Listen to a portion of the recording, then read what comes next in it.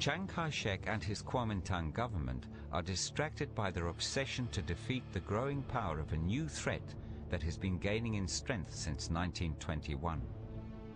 The Chinese Communist Party, under the leadership of Mao Zedong.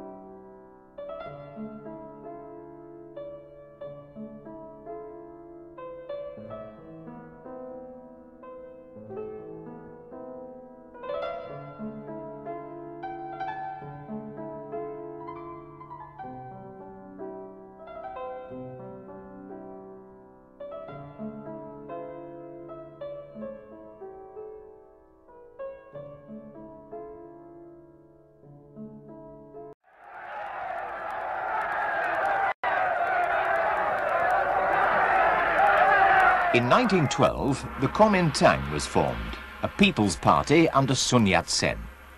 Mao Zedong, at first a student, then a teacher, then a librarian, read widely in history and politics. He began to see how badly managed China was. Most of her ports and industries were controlled by foreign powers. Shanghai, under the British and the French, was China's greatest port. It was here that Mao's revolution began.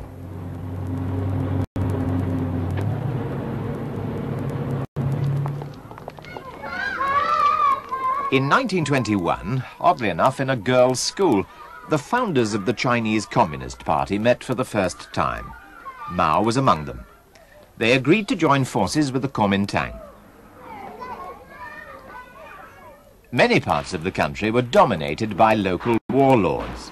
The Kuomintang army, now backed by communists, marched against them.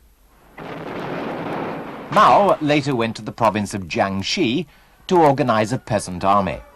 By 1927, the Kuomintang campaign against the warlords was well underway. But jealousy of the communists within the Kuomintang led to a purge, and this spelt disaster for the communists.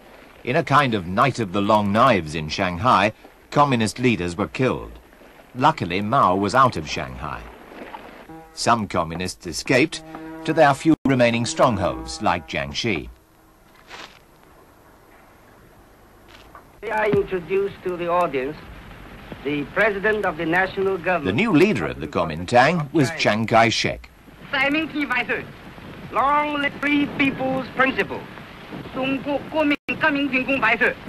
Long live the revolutionary spirit of the nationalist China. Chiang hated communism. He ordered his troops to surround the communist bases. They slowly tightened the noose in a series of extermination campaigns.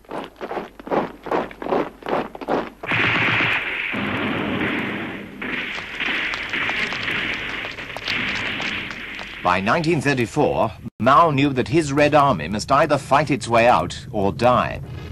So 100,000 set out on the legendary Long March, a trek of 6,000 miles that took them a year.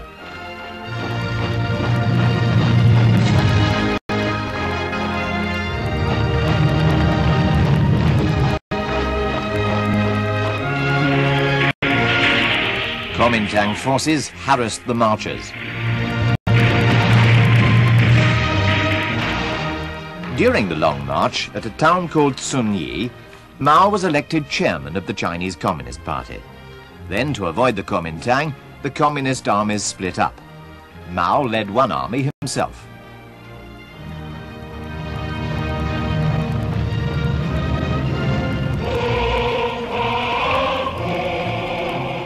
Though there was discord, the marchers eventually reached communist-held territory in the northwest. Only 30,000 survived. They set up their base around the little town of Yan'an. They lived in caves carved in the hillside.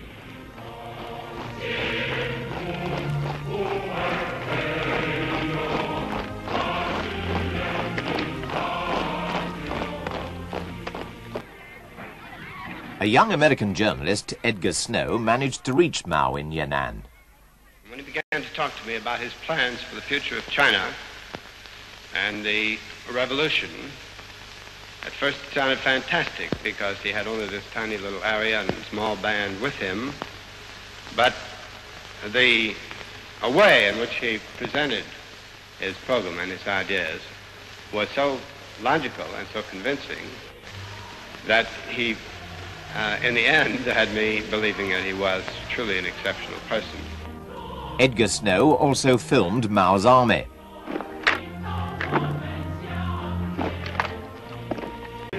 In 1937, Japan began all-out war on China. Now Chiang Kai-shek and the communists were faced with a common enemy.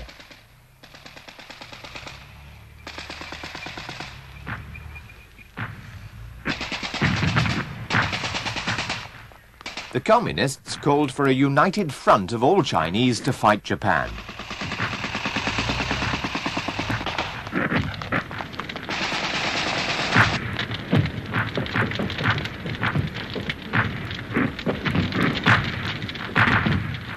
The Americans and British who supported the Kuomintang called on Chiang Kai-shek to accept the surrender of the Japanese in 1945.